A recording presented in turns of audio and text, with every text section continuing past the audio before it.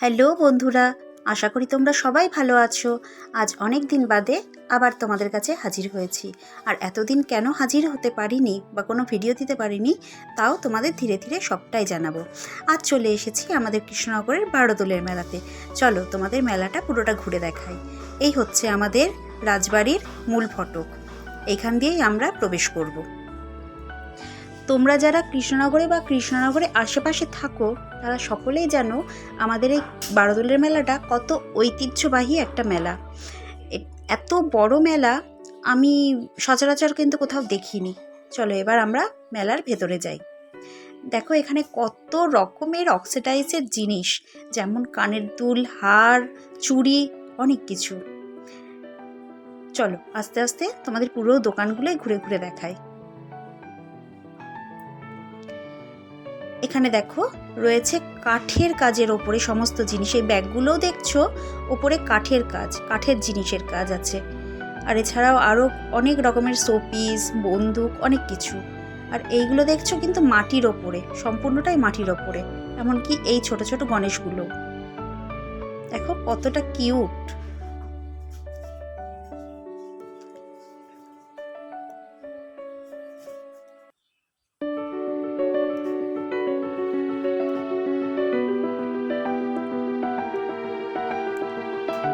এই স্টলটায় দেখো এই প্লাইয়ের এই খাট বা এই সেটগুলো না এত সুন্দর লাগে দেখতে।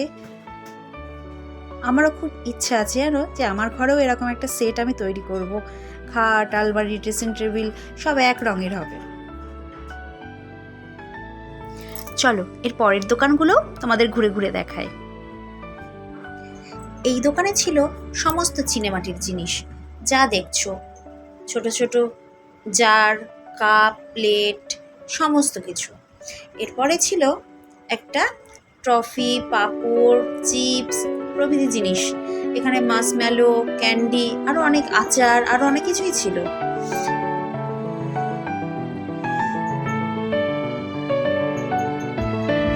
এরপর চলে এলাম আমরা আর একটা রোতে।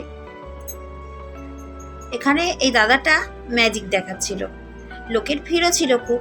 আর দেখো এইখানেই তো আমার চোখ পুরো আটকে গেছিল, কত রং বেরঙের কানের দুল।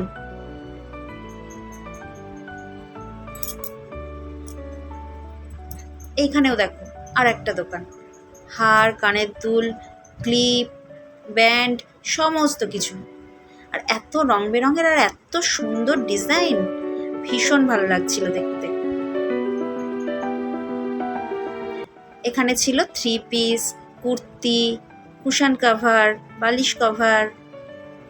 আর দেখো এই চুড়িগুলো দেখো কত সুন্দর আর ঝলমলে, এত ভালো লাগছিল দেখতে।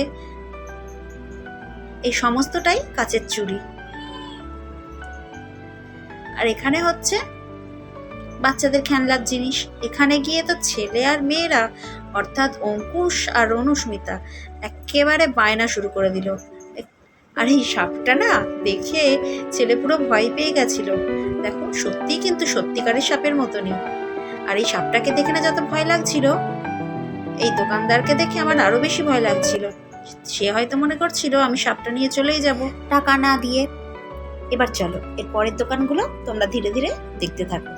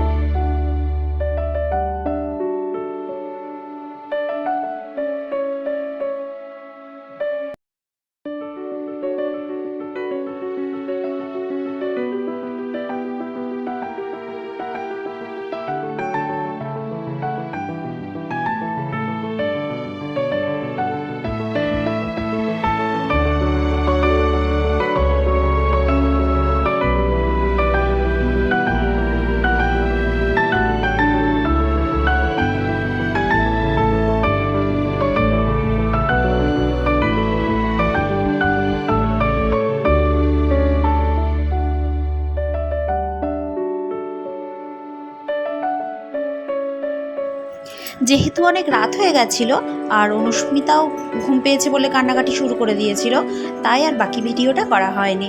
কারণ ও আমার কাছে থাকতে বেশি ভালোবাসে, তাই ওকে নিয়ে ও যখন কান্নাকাটি শুরু করলো ওকে নিয়ে কোলে করে ঘুরতে ঘুরতেই আর ভিডিওটা করা হয়নি। তাই আজকের মতো ভিডিওটা এখানেই শেষ করলাম। তোমরা সকলে সুস্থ থেকো, আর যা গরম পড়েছে একটু সাবধানে থেকো, আর প্রয়োজন ছাড়া একদম বাড়ির থেকে বেরিও না। টাটা।